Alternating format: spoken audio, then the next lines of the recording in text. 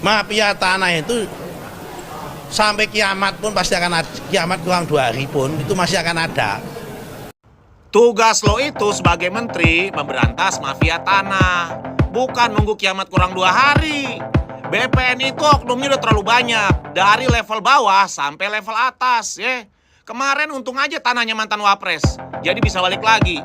Coba tanah rakyat biasa. Udah tanahnya diambil, orangnya dipenjara. Kalau lu nggak sanggup memberantas mafia tanah di BPN, mending lo mundur. Nggak usah nunggu sampai hari kiamat.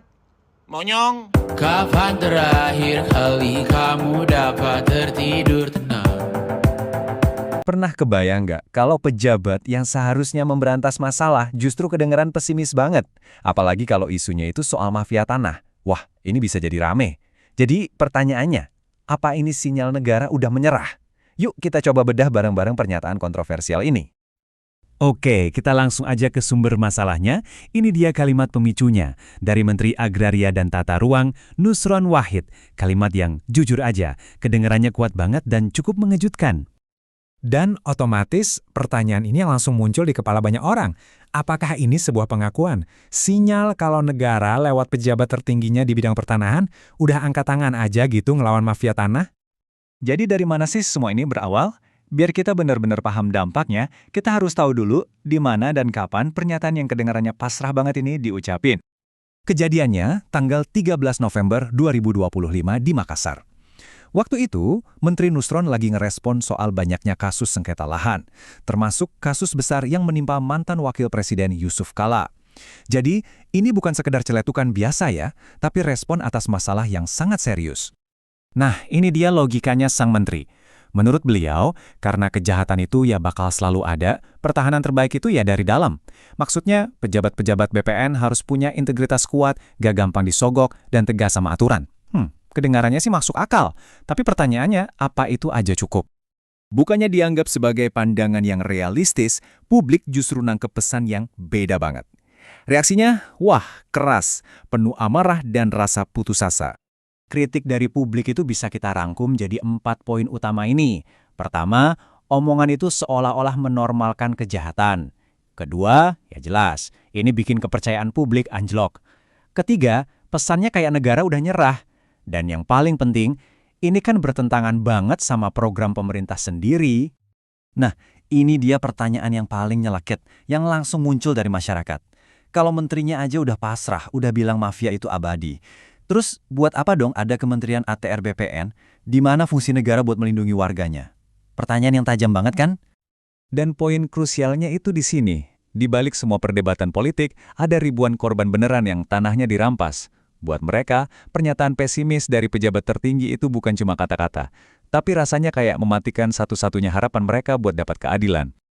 Kasus Pak Yusuf Kala ini jadi contoh yang jelas banget. Coba bayangin, kalau seorang mantan wakil presiden aja bisa jadi korban, gimana nasib warga biasa?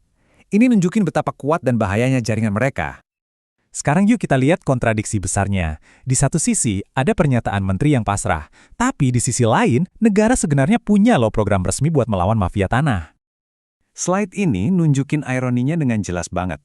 Di kiri, pesimisme seorang menteri. Di kanan, aksi nyata negara dalam bentuk Satgas Anti Mafia Tanah. Dua pesan ini datang dari sumber yang seharusnya satu suara, tapi kok malah bertolak belakang.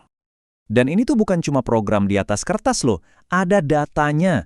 Satgas gabungan antara Kementerian ATR BPN, Polri, dan Kejaksaan Agung ini udah menangani ratusan kasus. Ini bukti nyata kalau ada upaya serius dari negara. Justru ini yang bikin pernyataan menterinya jadi makin aneh dan kontraproduktif. Tapi ternyata ini bukan pertama kalinya loh sang menteri bikin gaduh. Kelihatannya ada pola komunikasi yang, sering bermasalah. Coba kita lihat rekam jejaknya. Agustus 2025, beliau bilang semua tanah milik negara. Wah, itu bikin heboh, sampai harus minta maaf dan bilang itu cuma candaan.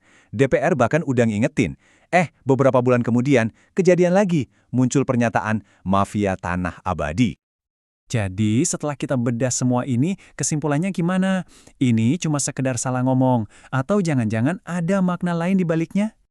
Nah, disinilah letak masalah utamanya. Sebuah kegagalan komunikasi yang fatal.